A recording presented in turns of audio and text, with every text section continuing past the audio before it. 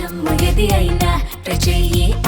Chicken masala. దేశీయ stock మార్కెట్లు లాభాల్లో ముగిశాయి. ఉదయం లాభాల్లో ప్రారంభమైన మార్కెట్లు ఆ జోరును కొనసాగించాయి. 109 పాయింట్లతో సెన్సెక్స్, 34 పాయింట్లతో నిఫ్టీ క్లోజ్ అయ్యాయి. అంతర్జాతీయంగా క్రూడ్ ఆయిల్ ధరలు తగ్గి $72 వద్ద కొనసాగుతుండటంతో ఆటోమొబైల్, ఎఫ్ఎంసీజీ, రియాలిటీ రంగాలు భారీ లాభాల్లో ముగిశాయి. గ్లోబల్ కమోడిటీల అమ్మకాల ఒత్తిడి వల్ల metal, oil and gas, energy రంగాలు నష్టాలను చవిచూశాయి. ఇక బులియన్ మార్కెట్లు సైతం లాభాల్లో కొనసాగుతున్నాయి. 24 క్యారెట్ల బంగారం $570, కిలో వెండి $4,610 పెరిగాయి.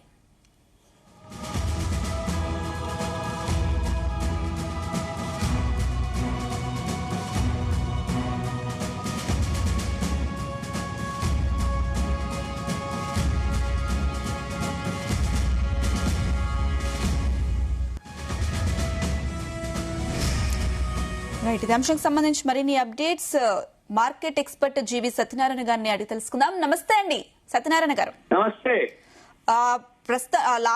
లాభాలతో కొనసాగుతున్న మార్కెట్లు అయితే ప్రస్తుతం లాభాలతోనే క్లోజ్ అయ్యాయి. ఏంటండి దీనికి మెయిన్ రీజన్స్ ఏమై ఉంటాయి? ఏం లేదు, ప్రాఫిట్ బుకింగ్ అంటారు అనమాట. ఇవాళ మళ్ళీ గురువారం బిఎస్సి ఏదైతే సెన్సెక్స్ ఉందో వీక్లీ ఎక్స్పైరీ ఉంది. ఉదయం పూట హైకి 77,803 దాకా పోయింది. ఈ 77,803 ఎప్పుడు 12 గంటలప్పుడు పోయింది. ఇక కథ ఆ నుంచి చిన్నగా దిగటం మొదలు పెట్టింది. 77,800 నుంచి 77,100, అంటే 700 పాయింట్లు పైనుంచి కిలోనే క్లోజ్ అయినా ఓవరాల్ ఎంత 800 పాయింట్లు తేడా అనమాట. అందుకని ఇప్పుడు ప్రాఫిట్ బుకింగ్ అని అనుకోవచ్చు. ఇది సింపుల్ గా. మళ్ళీ రేపు వెళ్ళిన 3 రోజులు సెలవులు ఉన్నాయి మన మార్కెట్లు. కానీ ఓవరాల్ అయితే మార్కెట్లు పాజిటివే, మార్కెట్లు ఓకే, ఏమి ఇబ్బంది లేదు. దీన్ని ఏమంటామంటే ప్రాఫిట్ బుకింగ్ అంటాం. అంటే నిన్న కొంచెం పెరిగింది మార్కెట్, ఇవాళ కూడా పెరిగింది కాబట్టి ఆ నుంచి పైనుంచి ఒక 700 పాయింట్లు లాగడం జరిగింది. 12 గంటల తర్వాత ప్రాఫిట్లు బుకింగ్, అంటే హై నుంచి అక్కడి నుంచి ఇక ప్రాఫిట్ బుకింగ్ అంటే డౌన్ అవటం అనమాట. ఇకపోతే సెక్టార్లు వచ్చేటప్పటికి ఏవైతే 30 బిఎస్సి కంపెనీలు ఉంటాయో అందులో 11 ప్లస్ లో ఉన్నాయి, 19 మైనస్ లో ఉన్నాయి. ఇకపోతే అన్ని సెక్టార్లు వచ్చేటప్పటికి ఓవరాల్ గా Nifty 34.35 plus, BSc Sensex 109, Nifty 500 మాత్రం మైనస్ లోనే క్లోజ్ అయింది. అంటే 12 పాయింట్లే, నెగ్లిజిబుల్ అది. బ్యాంక్ నిఫ్టీ మాత్రం 26 పాయింట్లు, అది కూడా ఫ్లాట్ అనుకోవచ్చు.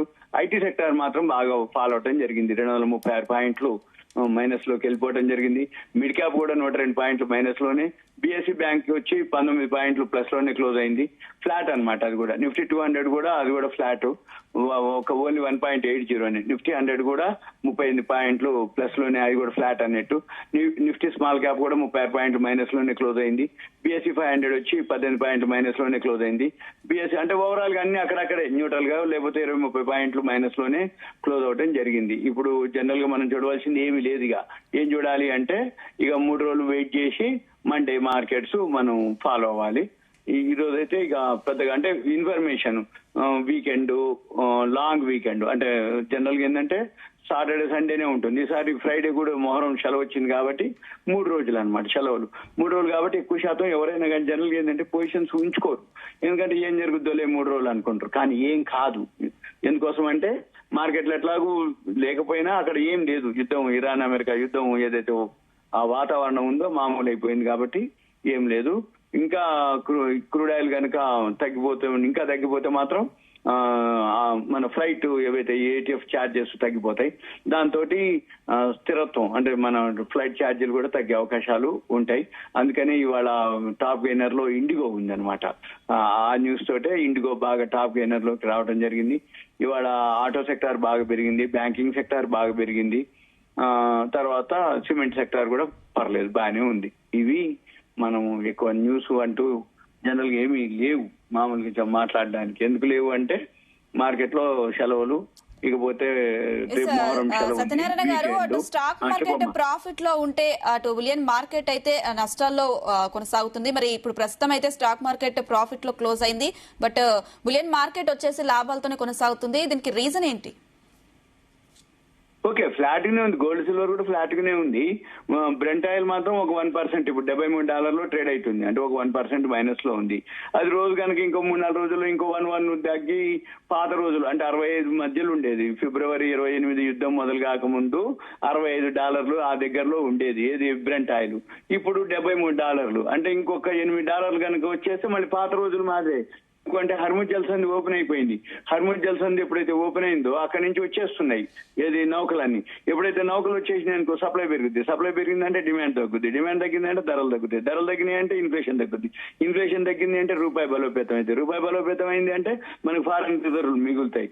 మళ్ళీ ఇప్పుడు బ్రెంట్ ఆయిల్ తగ్గిపోయిందంటే మనం క్రూడ్ ఆయిల్ తక్కువలో కొనుక్కుంటాం. క్రూడ్ ఆయిల్ తక్కువలో కొనుక్కున్నాం అంటే మన దేశానికి జీడిపి పెరుగుతుంది. జీడిపి పెరిగిందంటే ఎకానమీ స్ట్రాంగ్ అయితే. ఎకానమీ స్ట్రాంగ్ అయిందంటే దేశం ఆర్థికంగా బాగుంటది. ఇప్పుడు పెట్రోల్, డీజిల్, గ్యాస్ పెంచిర్రు. ఇలానే ఇంకొన్నాళ్ళు ఉందంటే ఆటోమేటిక్ గా మళ్ళీ తగ్గించేయాలి. తగ్గిస్తారు కూడా. ఎందుకోసం అంటే మరి అప్పుడు పెరిగినప్పుడు పెంచినప్పుడు మళ్ళీ ఇప్పుడు తగ్గినాయి కాబట్టి ఆటోమేటిక్ గా ప్రతిపక్షాలు అడుగుతాయి ఏమని, ఇప్పుడు మరి తగ్గింది కదా తగ్గించగలరా అని. తగ్గిస్తారు ఆటోమేటిక్ గా. ఇవన్నీ డ్యూటీస్ కానీ ఏమన్నా ఉన్నాయి అనుకో వాటిల్లోనో దీంట్లోనో చేస్తారు. తగ్గించే అవకాశాలే ఉండే అవకాశాలు ఉన్నాయి కాబట్టి ఎకానమీ స్ట్రాంగ్ అయితే ఇక ఇప్పట్లో గ్యాస్ మన పెట్రోల్, డీజిల్ పెరిగే అవకాశాలు లేవు అనేది కన్ఫామ్ అయిపోయింది. ఎందుకు? బ్రెంట్ ఆయిల్ తగ్గిపోయింది కాబట్టి. బ్రెంట్ ఆయిల్ తగ్గితే ఒకటేంది పెరగకపోగా, రెండోది ఏంది తగ్గిస్తారు. ఇక ఈ తగ్గించడం అనేది ఇక ఎప్పుడు జరుగుతుంది అనేది చూడాలి మనం. ఓకే, తగ్గే అవకాశాలు అయితే కనపడుతున్నాయి, తగ్గించే అవకాశాలు కూడా ఉన్నాయి. ఎందుకంటే ఈ ఓఎంసీలు అంటారు ఆయిల్ మార్కెటింగ్ కంపెనీస్ ఏవైతే ఉన్నాయో ఆ పెరిగినప్పుడు కూడా ఇమీడియట్ ఎందుకు పెంచలేదు అంటే మన దగ్గర పాత నిల్వలు ఉన్నాయి. పాత నిల్వలు పాత ధరలో కొనుక్కున్నాయి కాబట్టి కొత్త ధర పెట్టి కొనుక్కున్న తర్వాతనే ఈ గ్యాస్ అనుకోండి, పెట్రోల్, డీజిల్ అనుకోండి పెంచడం జరిగింది బ్రెంట్ ఆయిల్ పెరిగినప్పుడు. మళ్ళీ ఇప్పుడు బ్రెంట్ ఆయిల్ తగ్గిన తర్వాత అది రావాలి, తగ్గిన ధరకి మనం కొనుక్కోవాలి. ఏది? ఈ ఆయిల్ మార్కెటింగ్ కంపెనీస్. ఎప్పుడైతే తగ్గిన ధరకి మనం కొనుక్కుంటామో అది యూజ్ అయినప్పుడు ఆటోమేటిక్ గా దాని మీద మళ్ళీ ఈ లాభం కానీ ఏదైనా ఉంది అంటే అప్పుడు తగ్గించే అవకాశాలు ఉంటాయి. ఇది జనరల్ గా జరిగేది. అయితే మనం చూడవలసింది ఏంటిది? సెక్టార్లు చూసుకోవాలి, ఏ కంపెనీలు బెనిఫిట్ చూసుకోవాలి, ఏ కంపెనీలకు బెనిఫిట్ రాబోతాయి అంటే రాబోయే రోజుల్లో గ్రోత్ ఎలా ఉండబోతుంది. ఎక్స్పోర్ట్స్ అయితే చాలా మంచి, ఎక్స్పోర్ట్స్ వారికి అయితే మంచి బెనిఫిట్. ఎందుకంటే ఈ మధ్య కాలంలో ఈ సుంకాలు, టారిఫ్లు, యుద్ధం ఏం జరుగుతున్నా గానీ మన దేశం వేరే దేశాలతోటి అంటే 1.5 year నుంచి ఈ సుంకాలు, టారిఫ్లు అమెరికా తోటి గొడవ అయిన దగ్గర నుంచి సుంకాలు, టారిఫ్లు ఇప్పటికి కూడా ఇంకా కొన్ని ఫైనల్ కావాలి. ఇప్పుడు ఈ వారంలో ఇప్పుడు అయ్యే సూచనలు ఉన్నాయి. ఏది? అమెరికా వాళ్ళకి మనకి మళ్ళీ ఏది ఆ సుంకాలు, టారిఫ్ల మీద. కానీ ఈ లోపల మనం ప్రపంచ దేశాలన్నీ పర్యటన చేయటం మోడీ గారు ఎక్కడ ఏ దేశ పర్యటన చేసినా మళ్ళీ ఆ దేశం తోటి మనము ఎక్స్పోర్ట్స్ కానీ ఇంపోర్ట్స్ కానీ ఆ సుంకాలు, టారిఫ్లు, అడ్జస్ట్మెంట్లు కానీ చేయడం జరిగింది. కాబట్టి ఈ మధ్య ఒక 10 రోజుల కిందట మోడీ గారు ఫ్రాన్స్ వెళ్ళిండు, అక్కడ టైఅప్ అయింది. మళ్ళీ ఇప్పుడు అమెరికా తోటి. అట్లా ప్రతిసారి మోడీ ఏ దేశం పోయినా కానీ అక్కడ ఆ దేశంతో టైఅప్ అవుతాయి కాబట్టి మనకి బెనిఫిట్. ఎక్స్పోర్ట్స్ ఇంకా బాగా పెరిగే అవకాశాలు ఉన్నాయి కాబట్టి రాబోయే రోజుల్లో మన జీడిపి పెరుగుతుంది, ఎక్స్పోర్ట్స్ పెరుగుతాయి, కంపెనీ లాభాలు పెరుగుతాయి. కానీ ఇప్పుడు ఫస్ట్ వీక్ లో వచ్చేటటువంటి ఫస్ట్ క్వార్టర్ రిజల్ట్స్ మాత్రం పెద్దగా ఉండవు కూడా. ఎందుకు ఉండకపోవచ్చు అని అంటే ఏంటిదంటే ఏదైతే ఈ ఫిబ్రవరి 28 ఇరాన్ అమెరికా యుద్ధం మొదలైందో బ్రెంట్ ఆయిల్ పెరగడం తోటి ప్రతి ఒక్క కంపెనీలకి లాభాలు తగ్గుతాయి. కాబట్టి ఇప్పుడు నుంచి సెట్ అవుతాయి. మళ్ళీ ఈ క్వార్టర్ మంచిగా వస్తుంది. ఏది? జూలై, ఆగస్టు, సెప్టెంబర్ మంచి రిటర్న్స్ వస్తాయి, మంచిగా లాభాలు చూపిస్తాయి కంపెనీలు. కాకపోతే ఇప్పుడు మాన్సూన్స్ ఒకటి ఎఫెక్ట్ ఉంది. మాన్సూన్స్ అనుకున్నంతగా లేవు అనేది వాతావరణం అంటే ఋతుపవనాలు. మళ్ళీ ఋతుపవనాల మీద కూడా కొంచెం ఎఫెక్ట్ ఉంటుంది. ఓవరాల్ గా అయితే ఈ క్వార్టర్ పెద్దగా ఇబ్బంది ఉండకపోవచ్చు. కానీ ఫస్ట్ క్వార్టర్ అయితే పెద్దగా రావు. రిజల్ట్స్ అయితే ఉన్నాయి జూలైలో. ఆ ఫస్ట్ క్వార్టర్ రిజల్ట్స్ మనం ఫాలో అప్ చేసుకోవాలి. యాన్యువల్ రిజల్ట్స్ ఫాలో అప్ చేసుకోగలిగితే ఓకే, నో ప్రాబ్లం. కానీ ఏదన్నా వెయిట్ చేయాలి. గోల్డ్ కొన్నా, సిల్వర్ కొన్నా, షేర్లు కొన్నా వెయిట్ చేయాల్సిందే. ఇమీడియట్ గా అయితే ప్రాఫిట్ అనేది కొంచెం కష్టం. ఓకే అండి, థ్యాంక్ యూ అండి సత్యనారాయణ గారు.